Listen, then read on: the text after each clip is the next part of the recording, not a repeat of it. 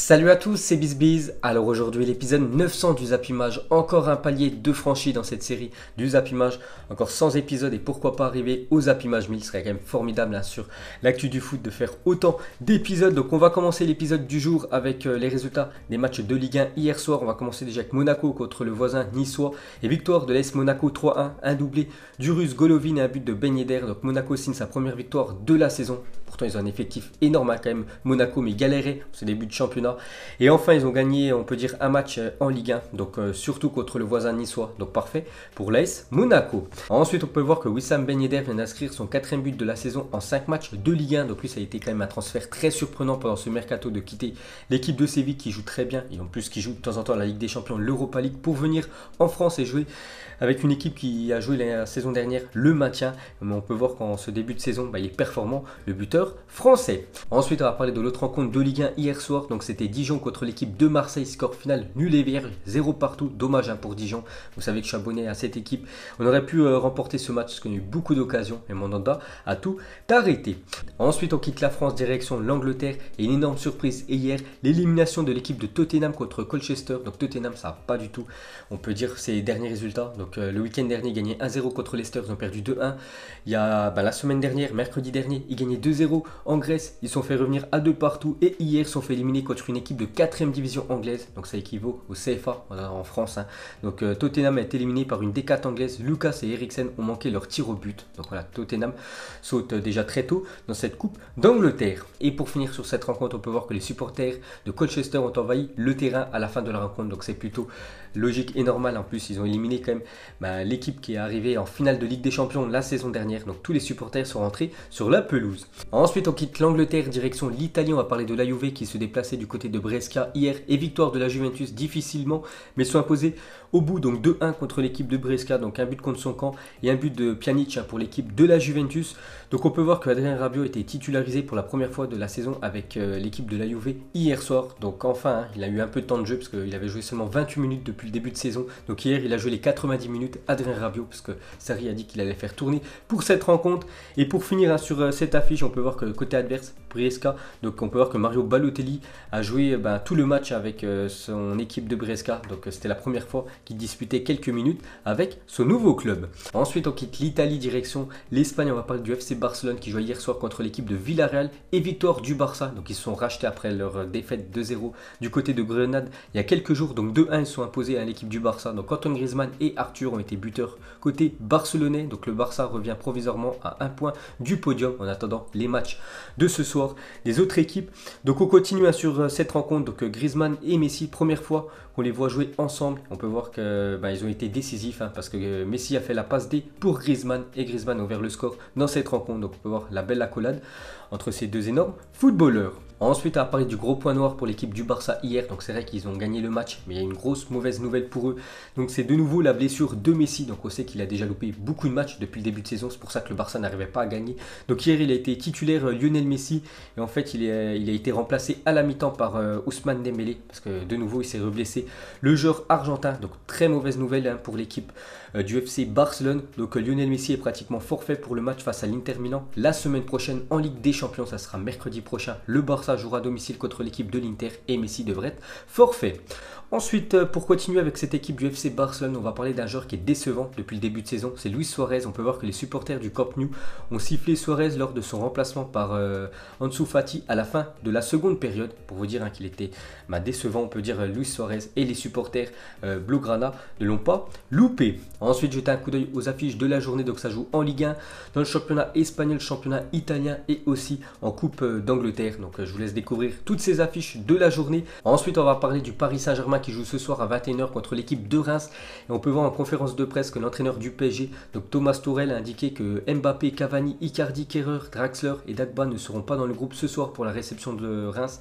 On peut voir que Verratti est quant à lui suspendu, belle brochette d'absents. On sait qu'il y avait beaucoup de joueurs qui étaient blessés ou suspendus contre l'équipe de Lyon. Bon, ça n'a pas, on peut dire, gêné hein, le PSG d'aller chercher la win du côté de l'Olympique Lyonnais. Donc ce soir, il y a aussi du beau monde monde qui sera absent côté parisien. Et pour finir avec le Paris Saint-Germain, on peut voir que plusieurs maillots et des équipements du PSG ont été volés au camp des loges à Paris dans la nuit de dimanche à lundi. Donc c'est le centre d'entraînement du Paris Saint-Germain. Donc le groupe était du côté de Lyon pour disputer le match. Donc il y a eu un cambriolage dans le centre d'entraînement du Paris Saint-Germain. Ensuite, selon les informations de Sun, Ole Gunnar Solskjaer sous pression depuis quelques semaines pour être rapidement licencié à cause des mauvais résultats, on peut dire, de l'équipe de Manchester United, surtout en Première Ligue. Il y a quelques jours, ils sont inclinés, je crois, 2-0 du côté de West Ham. Donc ce soir, ils jouent en Coupe d'Angleterre contre une petite équipe, c'est à domicile. J'espère une victoire, parce que s'ils s'inclinent ce soir, je pense que l'entraîneur Ole Gunnar Solskjaer sera tout simplement licencié. Et pour finir avec Manchester United, on peut voir que Solskjaer a indiqué en conférence de presse que Paul Pogba, blessé depuis la fin août, est prêt à faire son retour sur les terrains. Donc ça, c'est une très bonne nouvelle pour Manchester United et pour l'équipe de France. Ensuite, on va revenir sur le 11 FIFA 2019 qui a beaucoup fait parler hier. J'avais dit que les gars, c'était quand même un scandale. Il y a quelques heures, je me demandais ce qu'ils faisaient dans ce 11 FIFA. Donc regardez le 11 qui aurait pu être désigné. Donc les joueurs en blanc, c'est ceux qui y sont. Les joueurs en noir, c'est ceux qui auraient pu être dans cette équipe. Donc en défense, Robertson, pourquoi pas à gauche, et Alexander-Arnold, pourquoi pas à droite. Donc ils auraient remplacé Ramos et Marcelo. C'est vrai que Ramos et Marcelo, voilà, c'est des bons joueurs du Real Madrid, mais ils n'ont rien à faire dans cette équipe. Donc au milieu de terrain, Kanté et Bernardo Silva auraient pu remplacer Modric et le joueur Eden Hazard. Et devant, Mané à la place de Kylian Mbappé. C'est vrai que cette équipe aurait été beaucoup plus crédible que l'équipe actuelle. Ensuite, pour la composition du 11 FIFA de l'année 2020, la FIFA indique qu'il s'agit du résultat final d'un vote effectué auprès de plus de 23 000 joueurs professionnels à travers 68 pays. Donc c'est les footballeurs professionnels qui ont voté pour cette équipe de l'année. Pourtant, elle est surprenante. Ensuite, cette fois-ci, une déclaration de Pep Guardiola sur l'équipe type FIFA. Il a dit: je ne pense pas qu'il y ait été un joueur qui ait réalisé une meilleure saison que Bernardo Silva, d'autant plus qu'il a gagné la National League avec le Portugal. C'est notre joueur le plus important la saison dernière. Je ne comprends vraiment pas comment il ne peut pas être dans l'équipe type de l'année. Il a complètement raison. Donc je suis du même avis que Pep Guardiola. La même chose pour Sadio Mané, il aurait dû être en attaque, être dans cette équipe. Et la même chose pour Alexander-Arnold ou même Robertson. Ils auraient dû être aussi dans cette équipe type FIFA de l'année. Donc c'est quand même incompréhensible et c'est un scandale. Ensuite, à parler de Megan Rapinoe qui était présente à la cérémonie vu qu'elle a reçu le trophée de la meilleure joueuse de l'année. Donc donner sa préférence pour le vainqueur du trophée The Best, et son argument est vraiment nul. C'est vrai qu'il faut l'avouer. Donc elle a dit: je dirais Virgil van Dijk juste parce qu'il est mignon. Donc voilà ce qu'a dit la meilleure joueuse féminine de l'année, juste parce qu'il est beau. Ce serait lui qui aurait dû avoir cette récompense. Ensuite, la FIFA serait furieuse contre Cristiano Ronaldo après que le Portugais ait renoncé à se présenter à la cérémonie The Best. On a parlé hier qu'il était dégoûté et vexé, Cristiano Ronaldo, parce qu'il savait déjà à l'avance que c'était pas lui qui allait remporter ce trophée. Donc il s'est pas rendu à Milan. Pourtant, voilà, Milan se trouve à 2 heures de route de Turin, c'est juste à côté, et en présence des 10 autres joueurs nommés dans le 11 de l'année. Donc il y avait toute l'équipe, on peut dire, de l'année qui était présente. Il manquait juste Cristiano Ronaldo. On peut voir que la FIFA est vraiment furieuse envers CR7. Ensuite les gars, on va parler de Lionel Messi, donc il va certainement finir Ballon d'Or. Pourquoi? Parce que regardez en 2016 qui avait remporté le trophée The Best, donc Cristiano Ronaldo, deuxième position Messi et troisième position Griezmann. On peut voir que le classement du Ballon d'Or, ça a été la même chose. En 2017, la même chose, CR7 avait gagné le trophée The Best. Quelques mois plus tard, il avait gagné le Ballon d'Or. On peut voir aussi que le podium était identique. L'année dernière, la même chose, Modric avait gagné le trophée The Best, il a gagné le Ballon d'Or quelques mois plus tard. Et cette année, le trophée The Best a été remporté avant-hier par Lionel Messi, Van Dijk deuxième position et CR7 troisième. Ça sera certainement ça, le podium du Ballon d'Or dans quelques mois. Ensuite, officiel, voici les 3 villes qui accueilleront les prochaines finales de la Ligue des Champions. Donc on a déjà parlé il y a quelques semaines, c'était toujours pas officiel cette fois-ci, ça y est. Donc déjà cette saison, la Ligue des Champions, la finale se déroulera à Istanbul en Turquie. L'année prochaine, ça sera du côté de la Russie, à Saint-Pétersbourg, donc c'est le stade du Zénith. Donc en 2022, du côté du Bayern Munich, et en 2023, du côté de Wembley. Ensuite, pour continuer avec les Coupes d'Europe officielles, l'UEFA confirme la création d'une 3e Coupe d'Europe qui débutera en 2021. Donc il y a la Ligue des Champions, l'Europa League et maintenant une 3e Coupe d'Europe avec des équipes vraiment plus inférieures, on peut dire. Donc son nom, l'UEFA Europa Conference League, on dirait une compétition, on peut dire, dans PES. Ensuite, une mauvaise nouvelle pour le Real Madrid. On peut voir que Ferland Mendy souffre d'une lésion musculaire à l'adducteur de la jambe gauche. Donc d'après le journal AS, l'international français pourrait être absent entre 2 et 3 semaines. Donc ça va être Marcelo qui devrait redevenir titulaire. Ensuite, pour continuer avec le Real Madrid, vient de dévoiler ce nouveau maillot Icon. Votre avis? Donc Icon, ça veut dire légende. légende. Donc voilà, s'il y en a qui sont intéressés, peut-être vous trouverez ce maillot sur le site officiel du Real Madrid. Et pour finir avec le Real Madrid, une déclaration de Sergio Ramos, le capitaine. Il a dit: nous sommes avec Zidane. Malgré les résultats précédents, parler d'autres entraîneurs, c'est manquer de respect au nôtre, parce qu'on sait qu'il était sur la select, Zinedine Zidane, après la gifle reçue par l'équipe du Paris Saint-Germain. Heureusement que le Real Madrid dimanche soir s'est imposé du côté de Séville, ça lui a fait une bouffée d'air. Donc on peut voir que tous les joueurs du Real Madrid, dont le capitaine Sergio Ramos, sont avec l'entraîneur Zizou. Ensuite, selon le journal L'équipe, l'UEFA va adopter une réforme de la Ligue des Nations à partir de la saison 2020. Donc on peut voir qu'il y aura quelques modifications. Donc la Ligue A passera de 3 à 4 équipes par groupe. L'Allemagne, la Croatie, l'Islande et la Pologne ne seront donc pas relégués.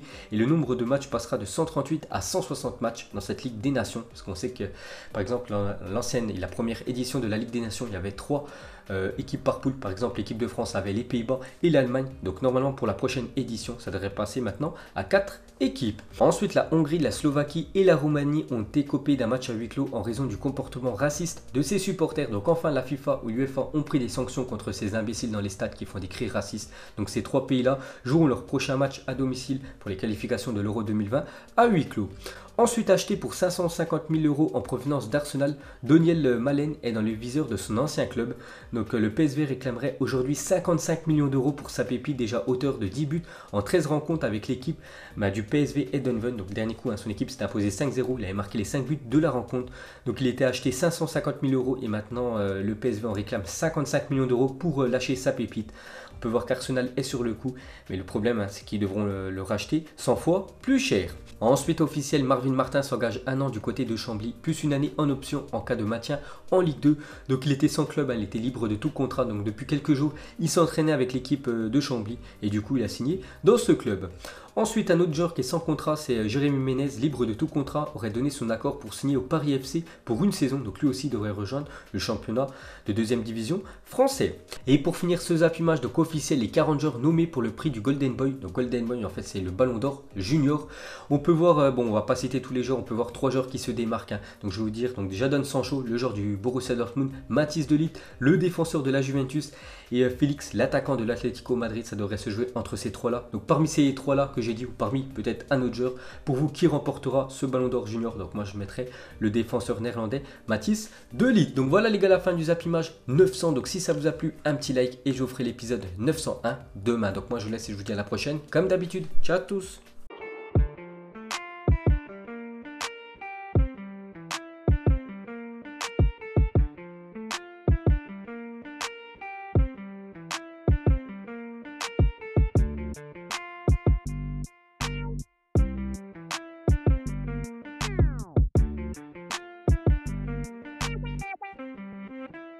Non-formidable.